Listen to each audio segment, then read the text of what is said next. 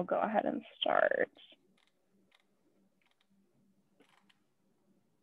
All right. All right, I'm a little impatient, so I'm going to pretend that was 30 seconds. Hello, everyone.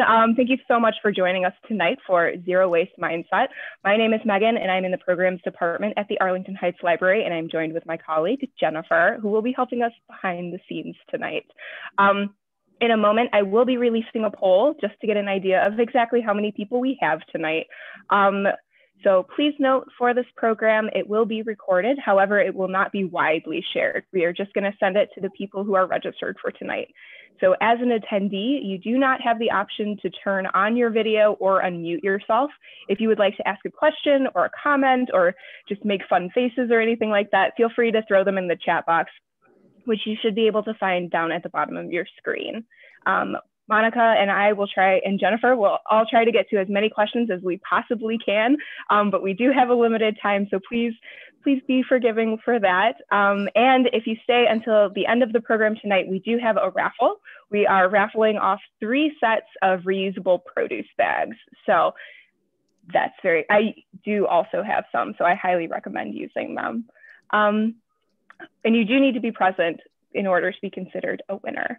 So for more programs to keep you entertained and informed during all of the shelter in place, please visit our website at ahml.info. And now, I'm very excited and honored to introduce you today's speaker, Monica Chavez, whose full-time job is at the Skokie Public Library, but whose full-time passion is zero waste. So thank you so much for joining us. And with that, I'm going to go ahead and turn it on over to you, Monica. Great. Thank you so much for that introduction.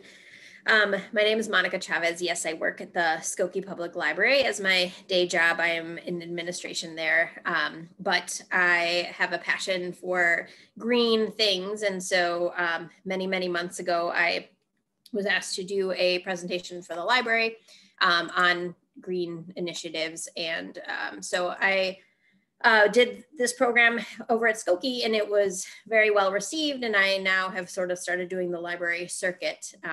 So it's looked a bit different now recently than it was in the past. I used to be able to travel all to different libraries and meet different people in person and check out all the other cool libraries in the area.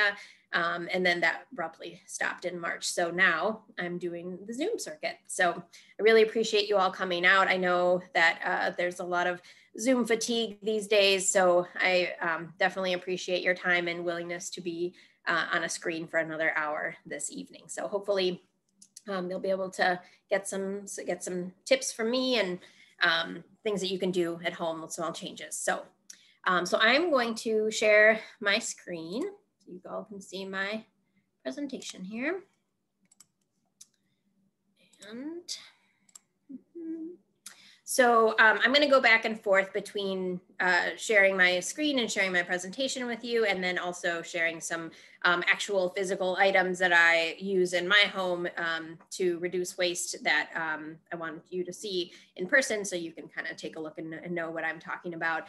I also will have a handout at the end of the presentation, an e-handout that I will send to Megan so she can send out to all of you, with all of the links to the different resources I mentioned, a bunch of links to articles that I reference, lists of books that you can check out from the library if you want to learn more. So, so if there's some website that I mentioned during the presentation, don't feel like you have to scramble and write something down. You'll have that afterwards. So, and yes, please ask questions, please share comments. I love to learn from the people that are coming to the presentations as well, because I definitely don't know everything. And so I'd love a little bit of dialogue from all of you all. So if Megan and Jennifer can help me with that at points, if there's something that somebody brings up, feel free to jump in and help me out with that. So we will go. So, so zero waste has to do with trash, right? It's where the idea is to try and reduce the amount of waste that you are creating in your life. The name zero waste is a little bit misleading. I am not one of those people that like puts all of my garbage for the year in a jar. That would be great, but it's a little bit unrealistic, especially these days. So the idea is just to try to reduce the amount of trash that you are creating and just be more conscious about the choices that you make and the purchases that you make and the things that you do from day to day to try and reduce that. So to start out with, some facts about trash. So in the United States, we create about 4.5 pounds of waste per person per day. 52% of that waste goes to landfills, as you see in this photo. 22% of that is food waste, and 19% is plastics. This data is from the EPA as of the last study, which is in 2017. So, and this is, United States only. So I think that's pretty telling.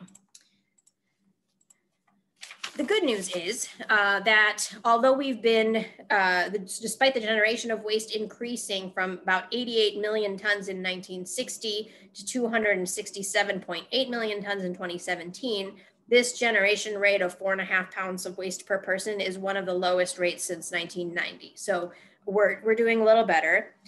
Over time, recycling rates have increased from just over 6% of all the waste created in 1960 to over 35% in 2017. So that means that the disposal of waste to landfills has also decreased during this time. So we're doing better. But now I'll show you a depressing video.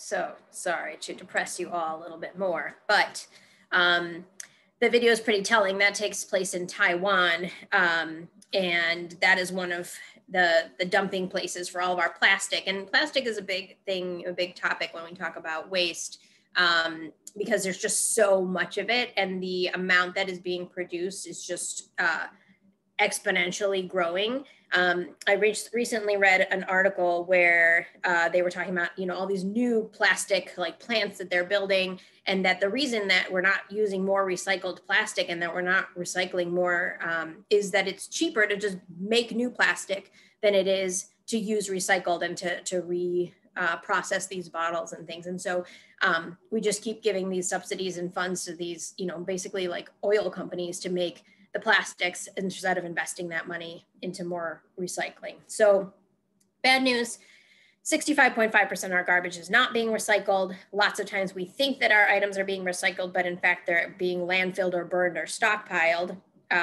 China was once the largest buyer of US plastic waste, but now only about half of the plastic waste that the US once exported is still being accepted by foreign markets. So that was a big change in just the last few years. And part of it is that, so China wanted a lot of our good quality plastics. So, how the plastics have different numbers on them, number 1, 2, 3, 4, 5. I think like 1s and 2s are like the best quality plastic. And they were willing to like take all of our plastic just to weed out the 1s and 2s that they wanted. But it became really hard for us once they decided that they didn't want to do that anymore. We couldn't find anyone to buy our plastics, and that's caused a big problem. So now the equivalent of 19,000 shipping containers of plastic recycling per month is stranded in the US. So that's enough to fill 250 Olympic-sized swimming pools each month.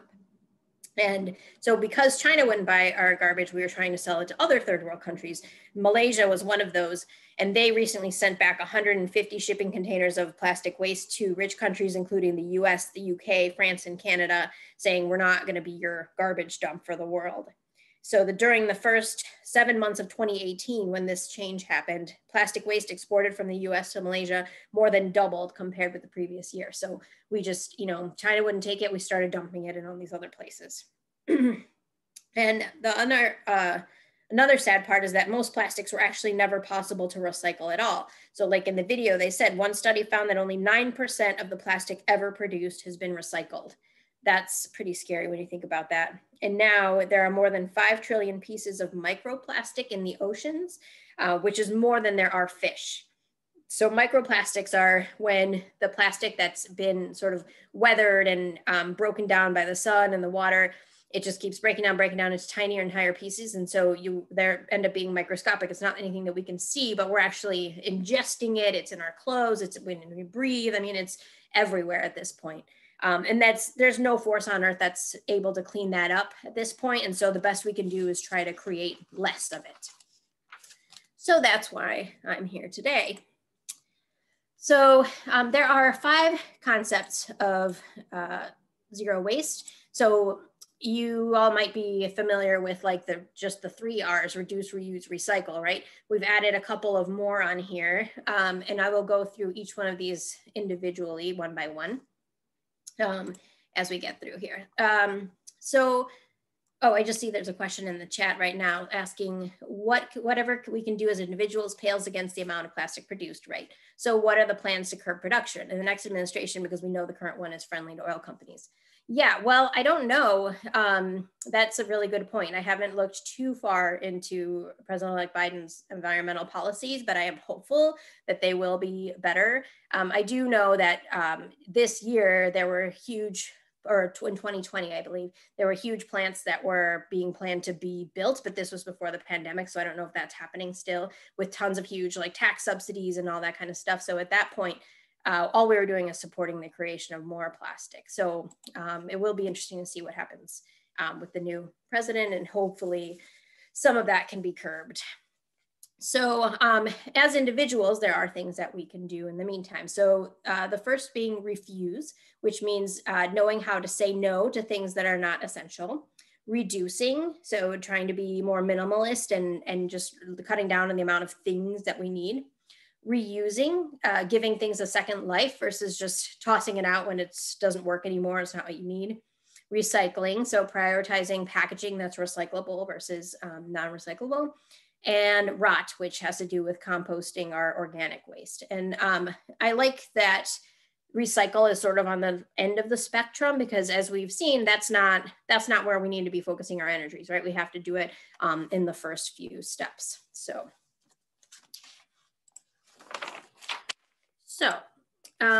what do we get out of it? So as humans, we are inherently selfish. And even if we would love to say like, oh, I want to do it because I love the earth, like that's not going to motivate a lot of people. So there are also personal, like individual reasons for why we should be reducing our waste, and then specifically cutting down on plastics.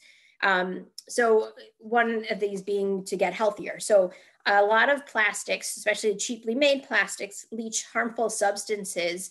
I don't know if you've heard of things called BPAs or phthalates. These are, you'll see a lot of things for, ads for plastic things that say BPA free, right? So that means that they don't have these harmful chemicals in them, which are suspected causes of cancer, infertility, hyperactivity, neurological conditions. They're linked to obesity. I mean, it's just, the list goes on and on. So plastics and in general are not good, but then if you go for the cheap plastics, it's even worse. And we're, drinking water out of these things. So using products with less chemicals, because if you use natural beauty products, for example, as opposed to buying, the general commercially available things, you'll use things that are made more naturally, which is obviously going to be better for you. If you replace your processed and junk food that usually is coming in a plastic, wrapped tray, frozen food in a, paper box, with cellophane on it and all that kind of stuff, right? That kind of food that comes like that generally is not the best nutritious as real food is. So if you'll make that change to reduce your waste in that area, you'll be choosing to buy fresh produce, fresh things that are not coming in that packaging, drinking water instead of buying juice or soda that's coming in a plastic bottle, all that kind of stuff. So there's a lot of good health aspects to making these changes in your life.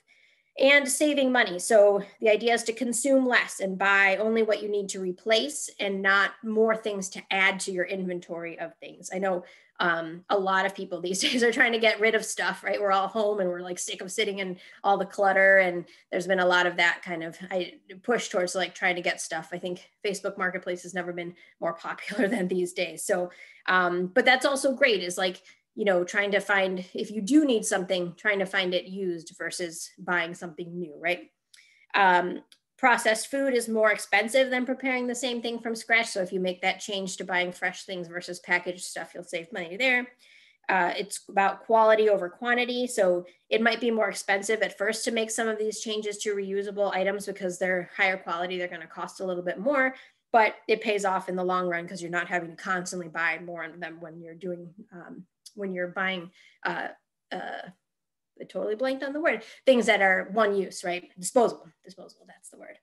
And then, so always that's the key, is to buy reusable items versus single use items. And I'll share a bunch of the things that I use. And then having less stuff in general means having more money, because it's costly to store and maintain and repair the more things that you have. So the less that you have, the less you have to pay to deal with that. Check this chat. Oh, good question. Cool. Okay. All right, so the first R is refuse. So we just need to say no. Everybody remembers that from their childhoods. So it's about replacing plastic. It's not about replacing plastics with greener alternatives, right? So there was a big thing about straws, right? Oh, like say no to straws. And then, you know, but then everybody started using these paper straws, which first of all, are useless as straws. Second of all, you're cutting down trees for the straw. So I don't know which is worse, right? So we have to just try to stop replacing one thing with another disposable alternative, right?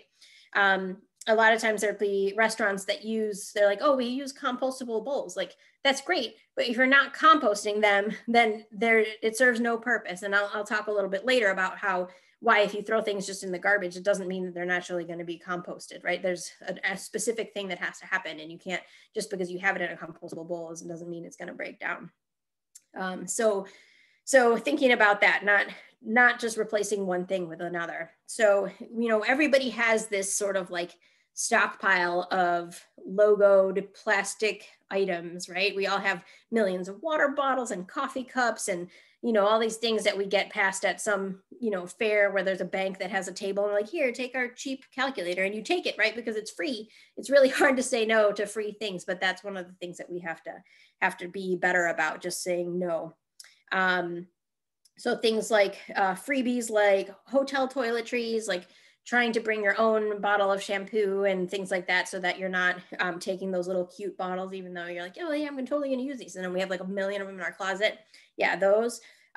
Party favors. When I have had birthday parties for my kids, we try not to do goodie bags and those kinds of things. It's a whole bunch of like that really cheap plastic stuff that nobody wants in their house anyway, right? So trying to make some swaps for that kind of stuff.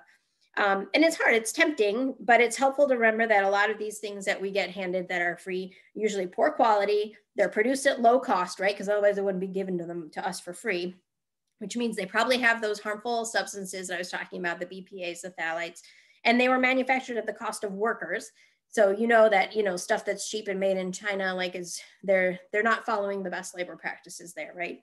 And they obviously have a terrible environmental footprint. So you'll see, you know, in this little cartoon, here's this little man, Sir Wolfington, Lord Wolfington, who is saying, you know, that he's saying no to the person, don't give me your plastic cutlery. And he goes to the extreme and brings his own candelabras.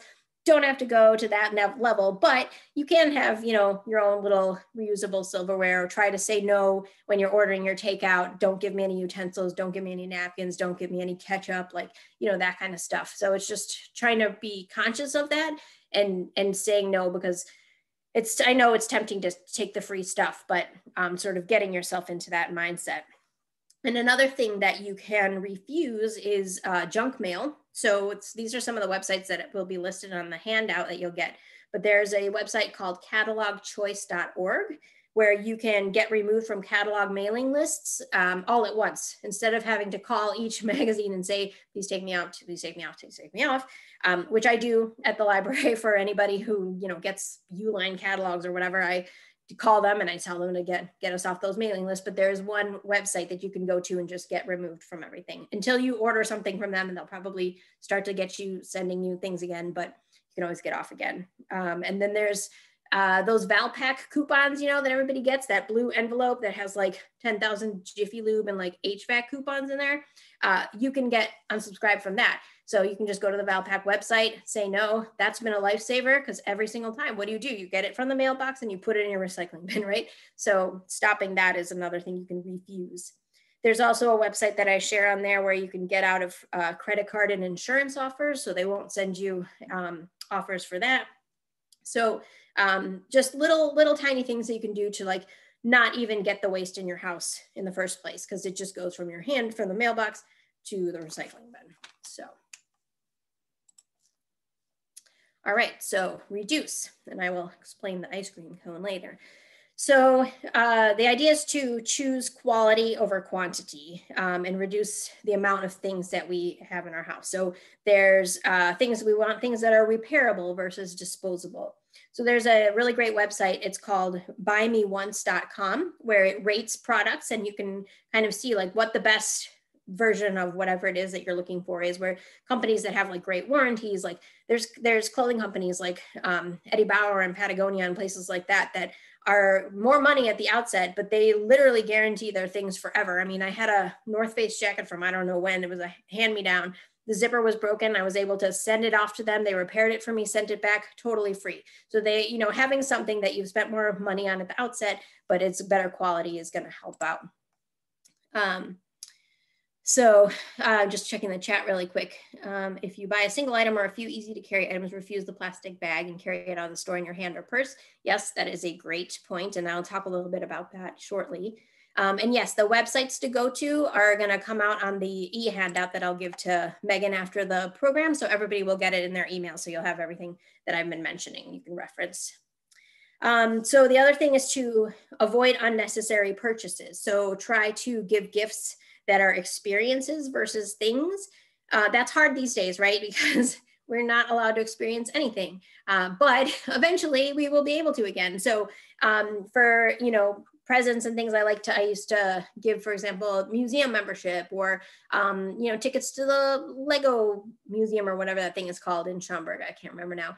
But things like that to my friends when their kids had birthdays, as opposed to more stuff, because really nobody needs more stuff in their house. And then, you know, like these days, gift cards to restaurants, that's something that everybody can use. We're all ordering takeout, trying to support the local businesses. It's a win-win, and less stuff.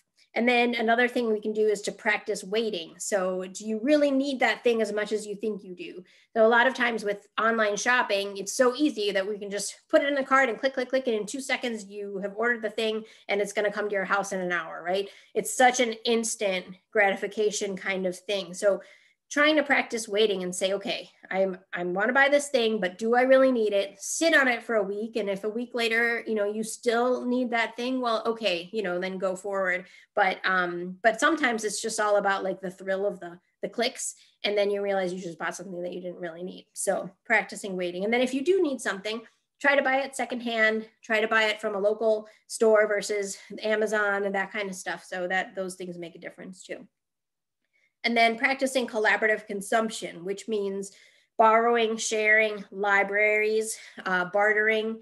I do a lot of that in just general things. I remember we were going to go on a camping trip, and I'd never been camping before, and kids had never been camping before. I didn't want to put out all this money for, you know, sleeping bags and tents and all this equipment, right? And then they were going to hate it, and I was going to be stuck with all this stuff. But I know a million people that like to camp, and so I was able to reach out to my network of friends, borrow the stuff that they had, you know, decide if it was for us or not for us. And then, you know, then when they needed something in the future, they could come and borrow things from us. So, you know, just don't be afraid to reach out to your networks about that kind of thing. People are happy to have other people use that stuff that's just sitting in their garage, right?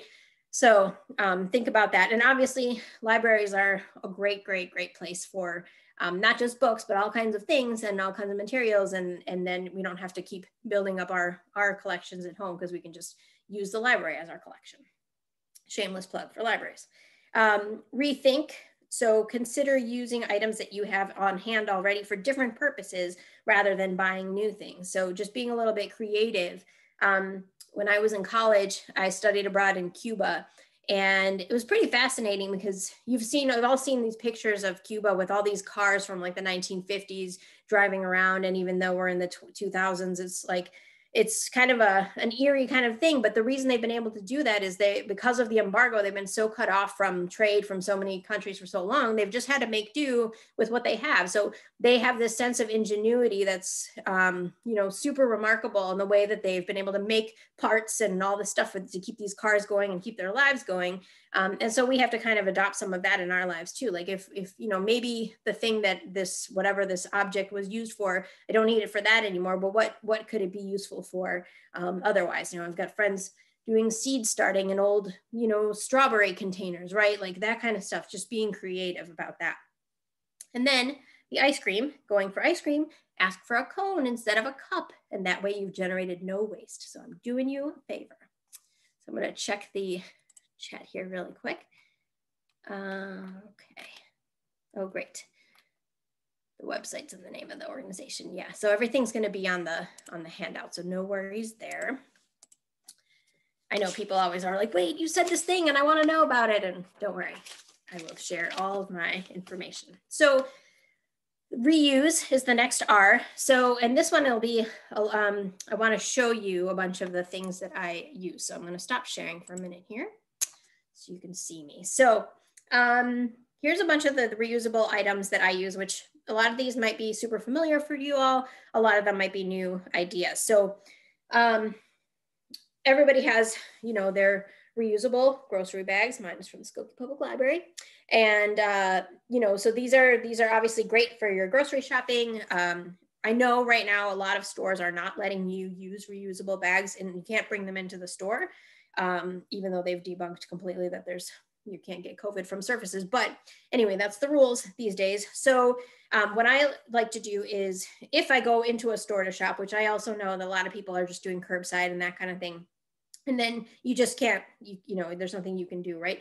So, but if you're doing it, then you can just take your bags in your car, and like Jennifer's just jumping the gun here, is you can just have the bags in your car and then just have them put the stuff in your cart by itself with no bag, take it out to your car, and then pack it into your bags when you get to your car, right? So that's a really good way that I thought was pretty smart, to still be able to use your reusable bags, but and get your stuff without having to get all that plastic and paper bags.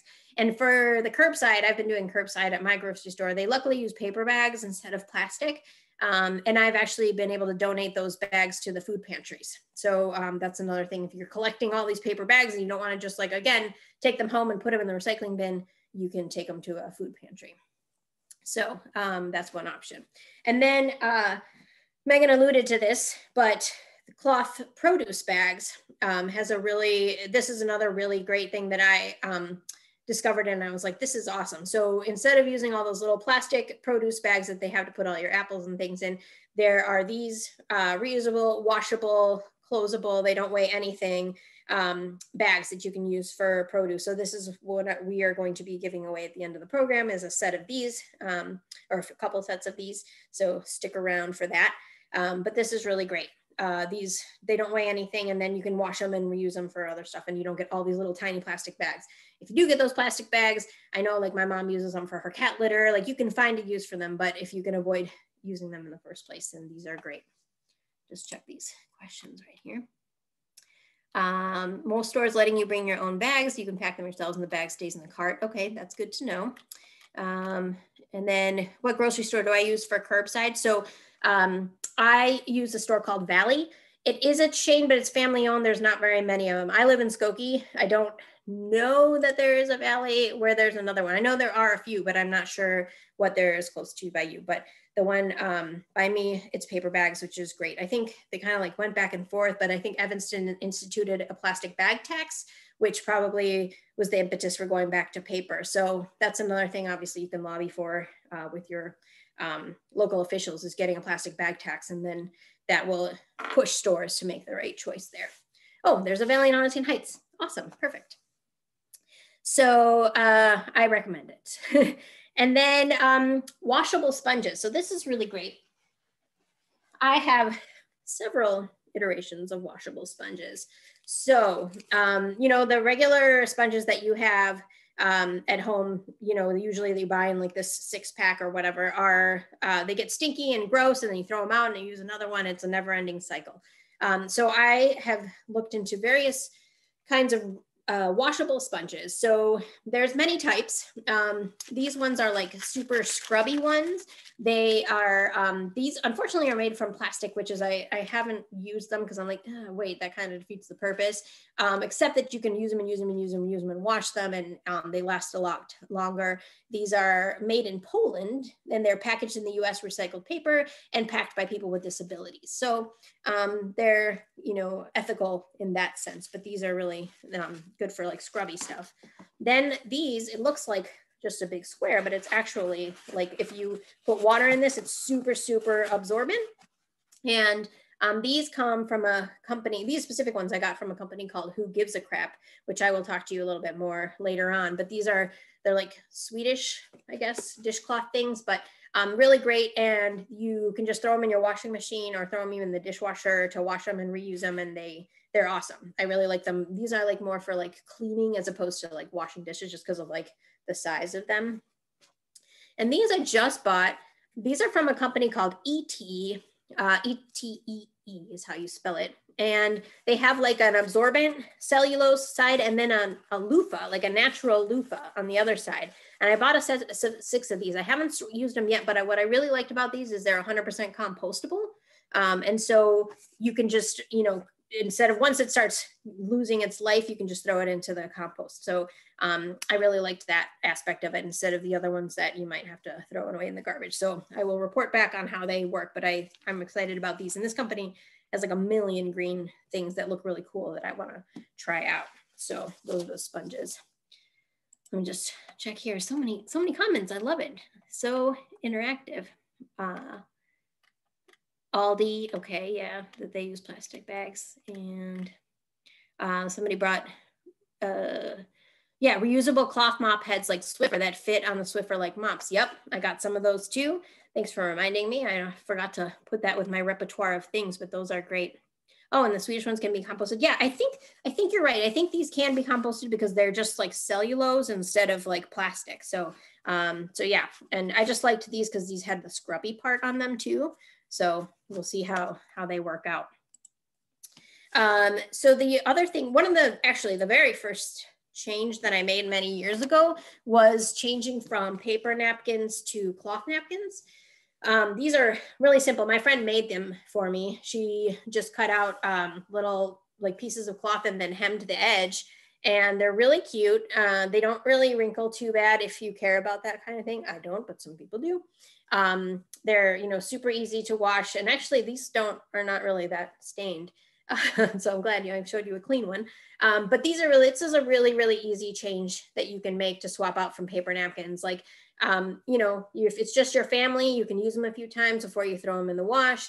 If you don't care about ironing like I don't, it's really easy. You just fold them up again and put them in your little bin and they're ready to go. And that, you know, cutting down on the paper napkins, if you can imagine, especially with kids and stuff, how many paper napkins you go through, this was like a very simple change to make. And there's a lot of cute patterns and ideas that you can find. You can even get cloth handkerchiefs these days. I don't go there, but you could go there if you want to, and wash them and then not have to use Kleenex. So that is an option. Just want to point that out. Reusable water bottles and coffee cups. Obviously, a lot of people know about that. And, you know, a lot of places will give you a discount if you use your own mug. Again, some places are not letting you use your own mug these days, but it's something that you can choose to do in the future. And one of the things I used to do before the pandemic was keep a reusable coffee mug in my car. So if I had a hankering when I was out and about, I would only allow myself to stop at the coffee shop if I had my reusable mug. And if not, too bad, saving money, being healthier and not getting that latte. But it was my kind of, impetus to keep myself green and responsible having that cup in there. So reusable containers for food takeout and leftovers, like once we can eat in restaurants again. It's always nice, just have a little Tupperware like in your car or whatever to put your leftovers in, as opposed to getting the black plastic containers or styrofoam or, all that kind of stuff that they give you to pack away your leftovers. There's no shame in that, and just use your own thing. It's always better quality. It's not going to leak all over your car on your way home, right? Some people pre-pandemic also, I know, have taken their own containers to grocery stores for like deli meats, or some of those stores that have bulk grains and things. You can use a jar, things like that. So that's another way to use reusables. And then there's a lot of reusable beauty items. So for example, I have these little like makeup remover pads. These do not look clean because mascara stains. But these, they're just like little flannel things. I got them off of Etsy, which is a really great website to support little small businesses. And it's just to remove makeup, and then you just throw them in the wash and reuse them, as opposed to using cotton pads. I have these really great, this is kind of cool. This is a company called The Last Swab, and they did a Kickstarter where you can make donations to a company that has a really great idea for a new product that they want to have it funded. And so you like pledge money towards them. And if they make the amount of money that they need to produce the item, they produce it. So Last Swab was one of those, and their whole thing, they have this little cute little box that opens up, and there's a reusable Q-tip in there. So it's really cool. It's sort of silicone based, and so you just wash it with soap and water, and you can use it for makeup or whatever you use a Q-tip for. I know you're not supposed to stick them in your ears, but everybody does. So this is a good way to do that, and then not feel bad that you're throwing away 1 or 2 Q-tips every single day. And they're reusable, and it comes in this cute little carrying case, and they come in different colors. So I have everybody in your family can have their own, right? So you don't get your Q-tips confused. It's kind of a cool option. I think that's it on my reusable beauty things. There's obviously menstrual products. There's, all kinds of things that you can find that are in that sort of arena of things that are reusable. And then I think somebody popped in the chat and said that they're torn between the cloth items that use more water, energy, detergent to wash, and recycled paper items that disintegrate. Thank you for bringing that up, because that was my next point. Are you worried about water?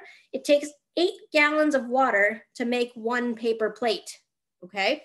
So an energy efficient dishwasher uses 3 to 5 gallons of water for an entire load of dishes. So you're actually saving water using the reusable stuff than using the disposable, because we don't think about the fact of what it takes to create these items in the first place, right? And the guys, you guys are like ahead of my presentation with your questions here.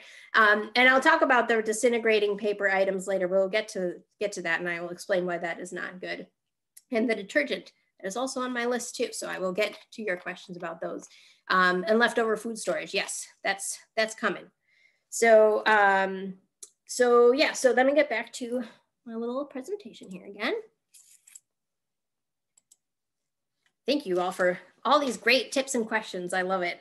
Keep it coming. So another R that kind of goes with this is returning things. So, and I don't mean like stuff that you buy at the store, but for example, your hangers from the dry cleaners, if you dry clean your clothes, I clearly do not. I'm wearing a sweatshirt, but if you do, you can return those hangers back to the dry cleaners.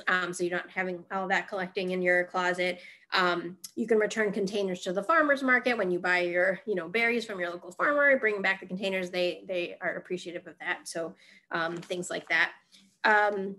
And then reusing clothing. So when, all of us gained the COVID-19 pounds, we are not fitting in our clothes anymore, but you really don't want to really buy new clothes. So what I've liked to do in the past is to do clothing swaps with my friends, where we all get together, we bring all the clothes that have been sitting in our closet that we feel like maybe one day we're going to fit into, but we honestly never will. And we bring those all together, and everybody can sort of shop among everyone else's clothes, and you get something that's new to you, but you haven't had to put the money out or purchase something new from a store, right? You can just give something else a new life. great with kids. I don't think I've bought my kids like brand new clothes in a long time because I have so many friends that we can just pass stuff down from kid to kid. So that kind of stuff, just always, you know, don't be shy about sharing. It's great for everyone.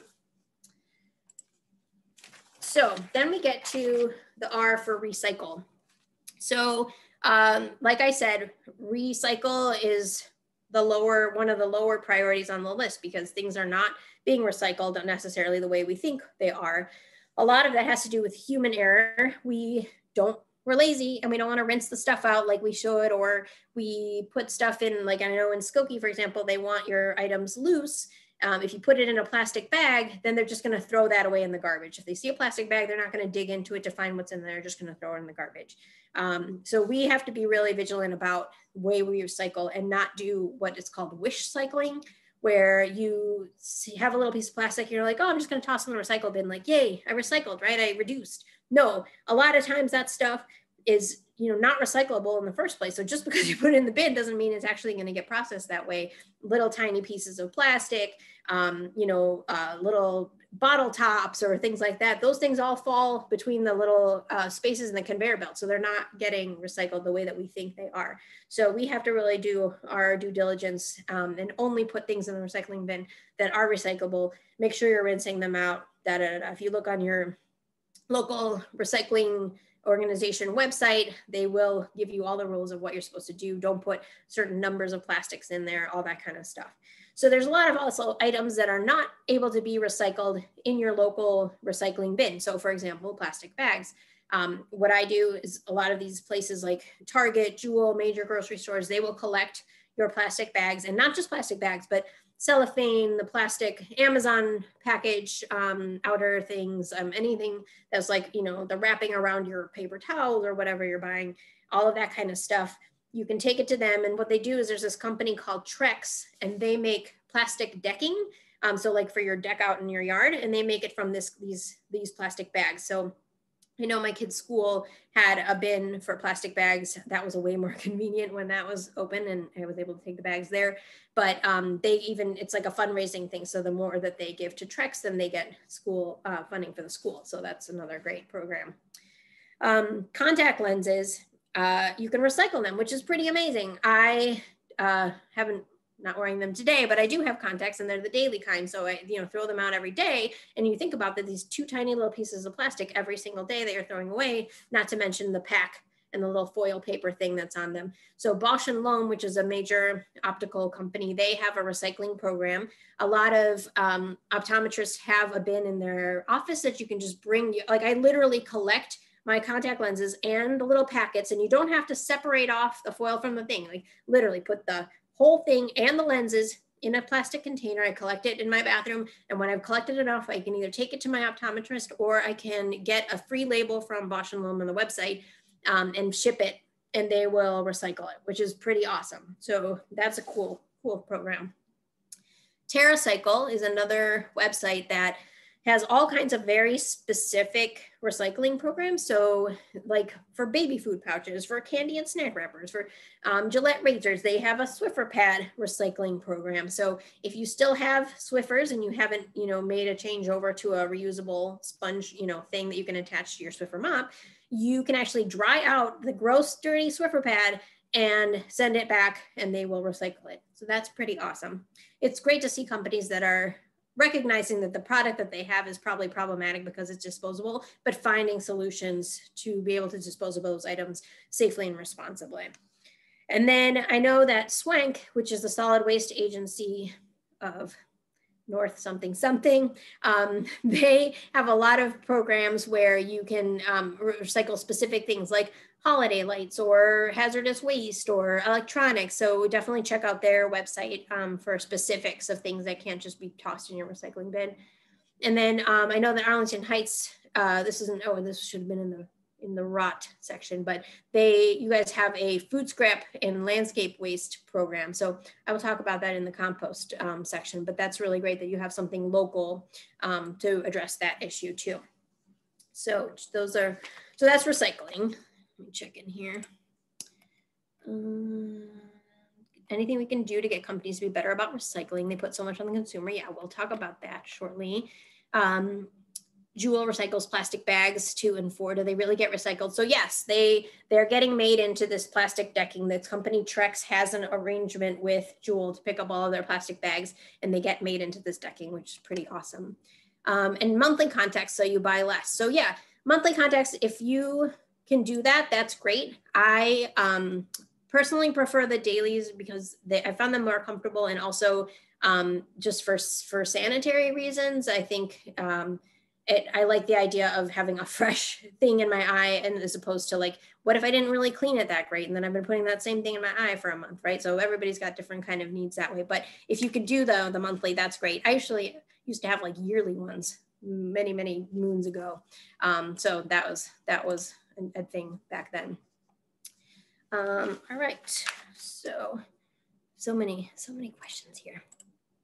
All right, well, let me get through this next slide, which is about rot. So this is about composting. So some of you were asking questions about, well, won't my food scraps or papers or things like that just biodegrade? Like, so the landfills are way too overcrowded for trash to break down. So, when we were kids and we go to school, we'd get that whole spiel of like, paper can break down in 1 year and plastic lasts 100 years and metal like this, right? It's sort of not true, because what you need for things to biodegrade is you need dirt, oxygen, microorganisms, and in landfills, you don't have all of that. And so things are not able to be broken down, and there's so much that just gets piled on and piled on and piled on. So none of that kind of work can happen because it's just way too overcrowded. So they did this study by the University of Arizona where they uncovered 50-year-old newspapers that were still readable, 25-year-old hot dogs, corn cobs, and grapes. Like, that's gross. A grape that's 25 years old and looks like the day it was born. No. So unfortunately, if we're, using these paper products and we think they're going to break down, they're not, because they don't have the different features that the characteristics that need that for that to happen. So what we need to try and do is to compost the things on our own. So Arlington Heights has a program where you have to pay some money, but they'll give you, and I think it's only from April to November or something, but they'll give you a bin and you can put your certain food scraps, not everything, and yard waste in there. I use a company that's called Collective Resource, and they also service Arlington Heights. You also have to pay, but I know like Skokie just made an franchise agreement with them so that they subsidize the service for everyone in Skokie who wants to sign up. You have to pay a little bit. Somebody else, a Collective Resource fan, you have to pay some, but Skokie covers a big chunk of it and it's super worth it. So what they do is they're a commercial composter, which means you can compost anything that was once alive. So like the program in Arlington Heights, you can do like food scraps, but you can't like do tea bags, and you can do this, but you can't do that. Anything that was once alive. So I'm talking dryer lint is on the list. I'm talking, bones, like everything. And so what I do is I have a little countertop thing that I have in my kitchen where I put these compostable they look like plastic, but it's compostable material bag in there as a liner. So I'm not having to wash that thing all the time. And I just collect all my scraps and stuff in there. And then they give you a huge, like a Home Depot bucket, like one of those big orange buckets. And I just keep it right outside my kitchen door. And I just toss the stuff in there throughout the week. And then I have a weekly pickup. You can do a bi-weekly if you'd like. And they just come and pick up the bucket and then give you a new bucket. And it's amazing. So all of that, I think for me, it's really cut down on the amount of garbage. And I just feel really good about knowing that this is getting turned back into dirt. And actually they last year or 2 years ago, maybe, they let people who use their services just go and pick up as much dirt as they wanted from what had been created from all of our scraps and just go with buckets. And I was able to get dirt for my whole garden for free, for using their services. So that was very cool. You can also do your own composting, but you're a lot more limited in what you can do in your backyard because you can't do bones and stuff like that. It has to be a certain balance of like green things and brown things and nitrogens. And so it's a little bit more limited. So I like this because I don't have to do anything. I just pay a little bit of money and it's gone. And I pay, somebody was asking me like how much you have to pay. So quarterly, I think I pay $78 for 3 months for weekly pickup. So to me, I think that's a deal. I think that the program through Arlington Heights, it seemed to be more expensive for me to depending on what the size of the bin is, and it's only from April through November, where it's just year round. So let me just go back to here for these little questions here before questions about recycling old shoes and old clothes. So check out Swank for that, because there are definitely specific programs for those kinds of things. Arlington Heights Village Hall collects plastic too. That's great. Reusable Swiffer pads. I will add a link to my worksheet because I don't think I have that on there because it's a new purchase that I just made recently, but I feel like you can get them like on Etsy and pages like that. You can definitely get them from Amazon. Everything is probably from Amazon, but if you can find it on Etsy or some other place where you can buy something from a local person, that's better. Old pillows and worn out clothes. Somebody was asking, what do you do with that? So Skokie has a textile recycling program, which is really great because they basically give you this special orange big like garbage bag, and you put all the like clothes and stuff that you don't want anymore in there. It can be things that are usable, things that are not usable, and they will sort through it and do things that are usable that can be either sold or donated to charities. Things that are not usable will get recycled, and you just put it out with your recycling. So it's great because it's free. I don't have to worry about it. I can just work on it over the weekend and then put my bag out on Monday. But there's many, I'm sure Swank has textile recycling programs too. So definitely check that out. Let's see this. Yes, I know Arlington Heights had a program with Swank, so you can check that out later. Thoughts about digging a hole in the dirt next to your sidewalk or backyard and tossing in fruit and vegetable scraps. So I don't know. I'm definitely not an expert on that. I would be afraid of critters. So there are some kind of like backyard composting things that are underground, but I think there's certain aspects about them that keep critters and things away. That would be my concern. To coffee grounds in your soil is totally fine. But once you start putting like food into the ground, it could get a little dicey. So I would do my research before I would do that. People live alone and they don't have much food waste. Is there harm in using the garbage disposable for food waste?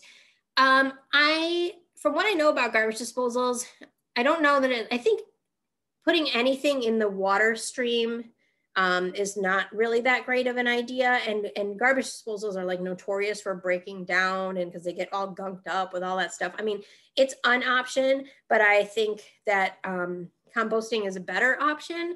And I understand if you live alone, you can do like a bi-weekly option or, maybe share if like everybody on the block goes in together on one of these like, compost land waste landscape bins, you could share the cost that way and maybe find a kind of work around that. Buffalo Grove has a textile bin where you can drop off. Yep, there's definitely drop-offs. There's even in McHenry County, there's a drop-off for styrofoam, which I didn't even know you could recycle styrofoam at all, but apparently you can. Certain kinds of it, right? The white kind's got to be clean. But check that out because that's kind of cool. There's definitely drop-offs for that kind of stuff. And then yes, a lot of charities will pick up your clothes. So if you have clothes that are still in good condition, totally reach out to a charity and they'll come to get it. But if you've got stuff that's just like ratty and not really usable and you don't want to just throw it away, textile recycling is a good option. Yes, Apt Recycles. Yep, that's another great option too. Awesome. All right, guys, you guys are full of ideas. I'm just going to hire you to do my program next time. All right, so other ideas. So I've got some other products that I wanted to share with you that are not necessarily reusables, but there's like other kind of just greener options for things. So I'm gonna stop sharing so I can show you some more of my little goodies here. Okay, so tree-free products. So a lot of paper products that we buy, there are some things that like, unless you want to be super all natural, you're going to have to buy things that are paper or paper-like. So there are now a lot of options that are tree-free. So in my little slide, and when I go back, you'll see I had bamboo in the background. Bamboo is like the new paper. So there's a lot of options for those kinds of things. So I get, for example, sustainable toilet paper from this company that's called Who Gives a Crap, the same place that I got the sponge from. They send you in the mail a big box of like 48 rolls of paper. They have a 100% recycled version. Or for a little more money, there's a bamboo version. Bamboo is a very sustainable resource. It grows really fast. So it's not like cutting down a tree and then waiting 100 years for it to grow again. Like it's a much greener version. So you can get paper or bamboo, but it comes in the mail. All of them are individually wrapped with paper, no plastic, comes in a big cardboard box. My kids think that the toilet paper delivery day is like the best day ever because they all come in like these little cute different colored things, and so they like build forts out of it and stuff. It's, you know, many uses. So this has really been great during the pandemic too, when nobody else could get toilet paper. I could get my toilet paper. So this is a really great option. They also do paper towels. So that's kind of a good way to like still have, you know, you have to use paper. They do Kleenexes too, or tissue. So you can get that kind of stuff. So I really like that. And 50% of their profits go to build toilets in other countries where they need those. No inks or dyes or scents. It's like 3-ply. It's not going to be your Charmin, but it's like not going to be the cheap stuff that you have at your office. Okay. It's like in between those two. So, and like 100% guarantee, if you try it, you don't like it, they'll, you know, work it out with you. So great company. I like them a lot. You can use bamboo paper towels. Yeah, these are really great. These are, this is a bamboo paper towel. It is indestructible. Okay. So these things, they come on a roll, just like your regular paper towels, but they're reusable. You can wash them in your washing machine. You can wash them in your dishwasher. They're very like absorbent and soft. So this is kind of a great alternative for paper towels that we sort of use to just like clean up some little mess, right? Use this, throw it in your washing machine. You're good to go. So these are really like, there's bamboo toothbrushes these days where I don't have one to show you, but they look like wood basically, but then the bristles are still going to be a plastic, but you can break the head off and compost the stick when you're done with it. So that's kind of a cool option for that. Someone had asked about food wrap, like what do I use to store my food in? So I got these silicone like Ziploc bags. So they're sealable, they're freezable. You can't put them in the dishwasher, you gotta wash them by hand. But these are really, they're very thick and like sturdy. So, and they come in different sizes. So I have like a gallon size and like sort of sandwich size. So I like these for when you need a bag. And then I obviously just use like glass containers as Tupperware and, you know, that kind of thing. And then there's also, instead of using aluminum foil or plastic wrap, there's now these beeswax wraps that you can use. I haven't tried them myself, but Jennifer from Arlington Heights says she got some, so she can report back on how those work. Somebody had asked about detergent, and I like these. This is a company called Drops. I'm sure you've seen ads for them on your social media feed, and if you haven't yet, you will now because I said it. So these are little like laundry pods that come in a recyclable cardboard box. This is how it comes to me, like in, you know, mailed to me in this little box. And you just throw these little little pods in. They have also some that are fabric softener. So you can just throw one of each in there. They look like they're in plastic, but they're not. They just like disintegrate. And I really like these because they're also like, you know, vegan. You can get unscented ones. They just have like essential oils. They're cruelty free. It really works. I'm a runner and my clothes get disgusting, and they have special ones that are for like small loads if you're just like tossing your workout gear in there, and it gets the smell out, and they're great. So I really like these. And they also have a dishwasher detergent too. So this really cuts back on the plastic. There's some new thing too. There's another company called, I think, True Earth that has little like tabs for detergent. They kind of remind me of like, there used to be like, what brand? Oh, like those Listerine strips, like they were cool for a while. Like, you know, they're like a little strip like that. I haven't tried those, but that's another one that sounds really cool. Yeah, Amy's just talking about that, the laundry detergent sheets. So yeah, those sound really cool. Yeah, I think they do work in HE washers, like sort of everything sort of does these days. Let me just scroll back here. So many things. Buy compostable bags. Yes, you could buy compostable bags. I mean, anything that's compostable is going to be better than something that you're going to throw away, but anything that you can get that's reusable, I think is just better in general. Washing out plastic bags. Yup. We recently been getting, like the school has been giving the kids meals. And so we get those meals every week, but everything's like in billions of plastic Ziploc bags. So my Ziploc bag collection is unfortunately growing because I wash them out and reuse them too. Somebody said wool dryer balls. Yes, you guys are so on top of it. I also use wool dryer balls for instead of fabric softener, which they're just like, you have to use like 3 of them and you throw them in your dryer instead of using the sheets, the fabric softener sheets. Although I showed you these come in a pod, you can get a pod fabric softener. So I put that goes in your washer with your detergent. And then I just put these in for extra softening in my dryer. Somebody once asked me, are there vegan ones? I guess wool is not vegan. I'm sure there are. I don't have them, but that's a possibility. And you can even like put like essential oils on them if you want your clothes to smell nice. The brand of the detergent is called, well, the one I use is called Drops, D-R-O-P-P-S. I think the one that Amy uses, if it's Amy, my friend, is those True Earth ones, but I'm not totally sure. But I know that's one that I've heard of. So other products. This is a shampoo bar as opposed to a shampoo in a bottle. Earth Breeze. Thanks. That's the other one. I knew it was Earth something.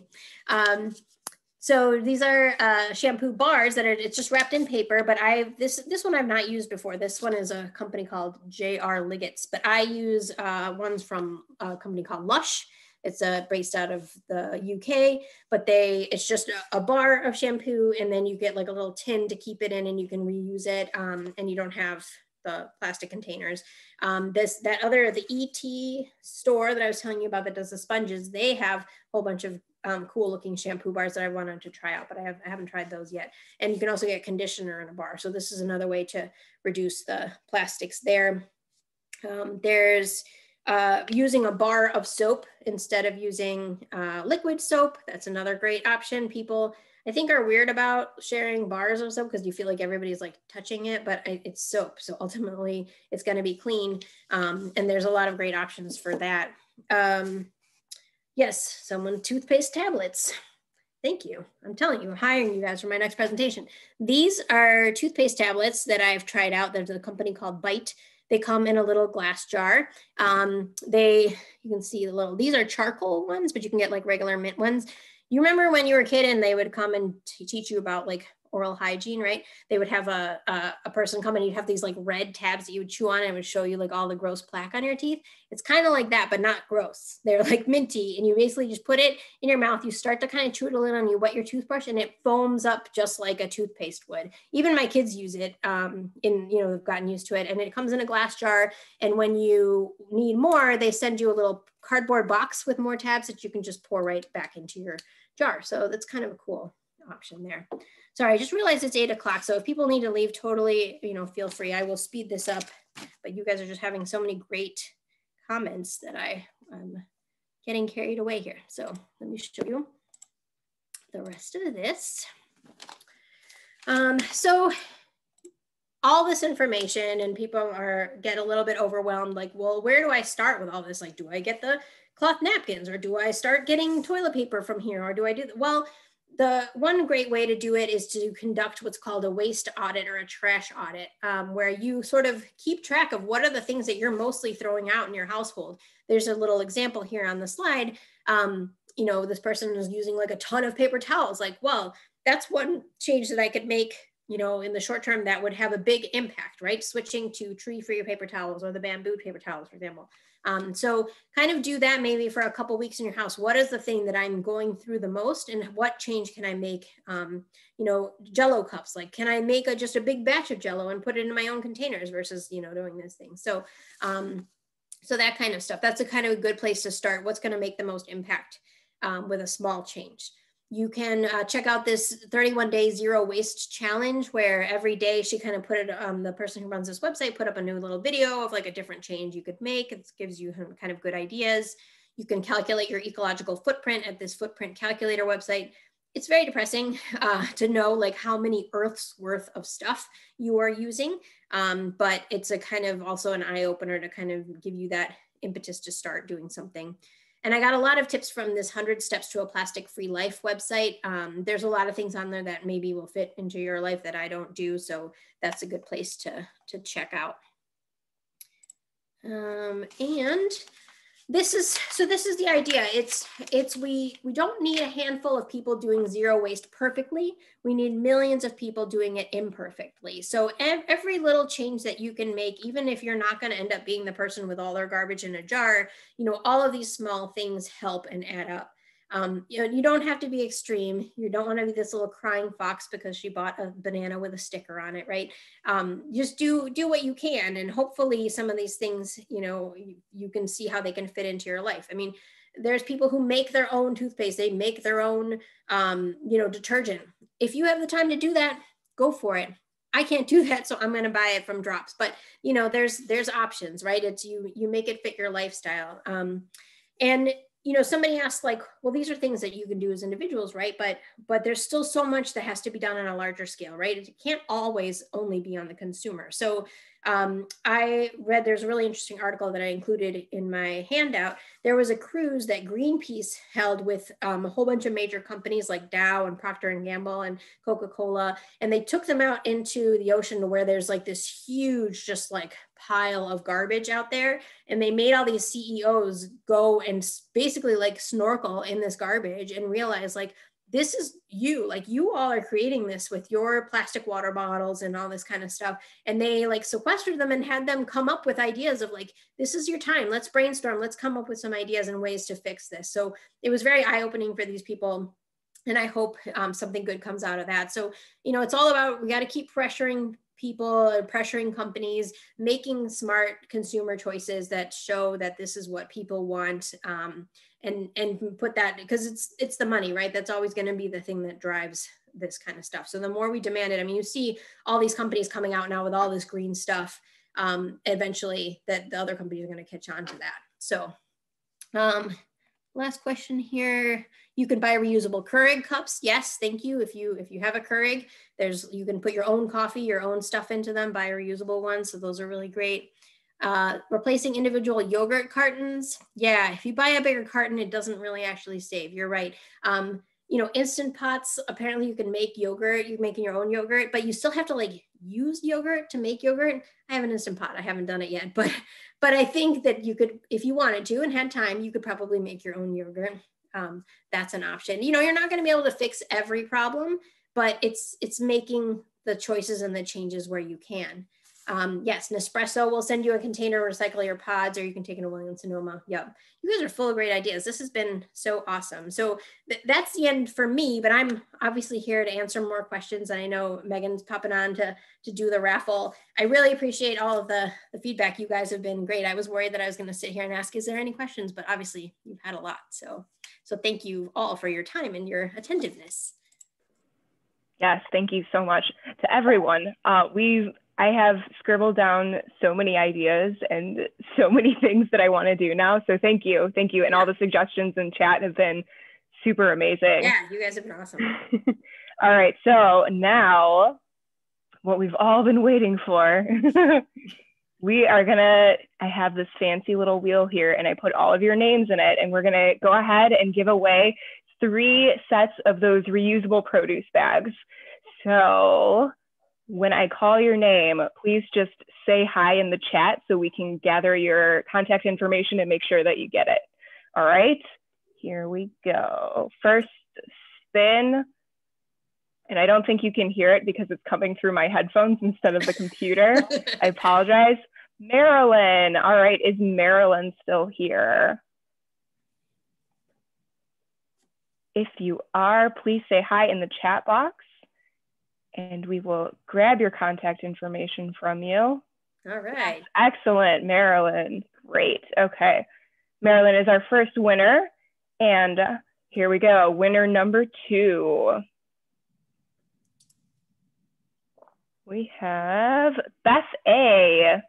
Excellent. All right, Beth A, if you can go ahead and say hi in the chat box. If you are still here. Congratulations. This is where I would be like jumping up and down and like running to your chair. Come on down. Come on down. Yeah, exactly. We'll have like a, I don't know, something. Oh, okay. Beth A has a ton of them and has given us the okay to spin it again for a second winner. Right. All right, let's see. Lucy, you are our second winner. If you are still here, Lucy, go ahead and say hi in the chat and we will get your contact information for you, or from you, not for you. All right. Oh, hi, Lucy. We know you. Hello. Congratulations. All right. And our number 3, we have Lynn H. Excellent. So Lynn H., if you are still here, please say hi. And we will grab your contact information.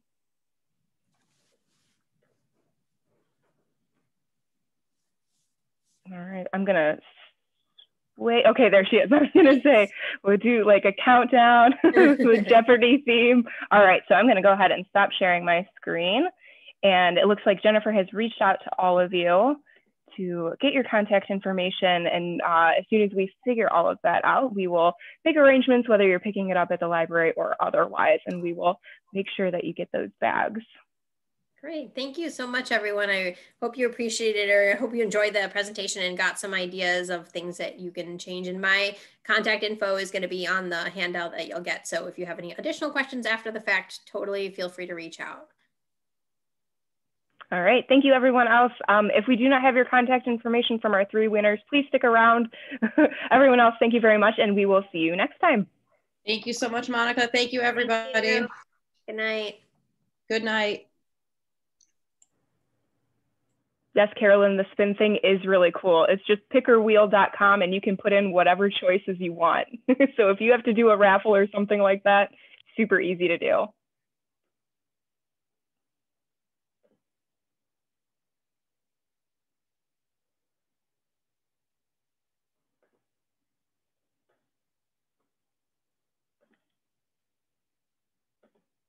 Yes, thank you everyone for coming. We will be sending out a follow-up email. It will have all of the resources that Monica talked about today, as well as a survey, and that'll just help us inform our programming in the future. So thank you all very much. We will see you next time, whichever program you come to. We're always around.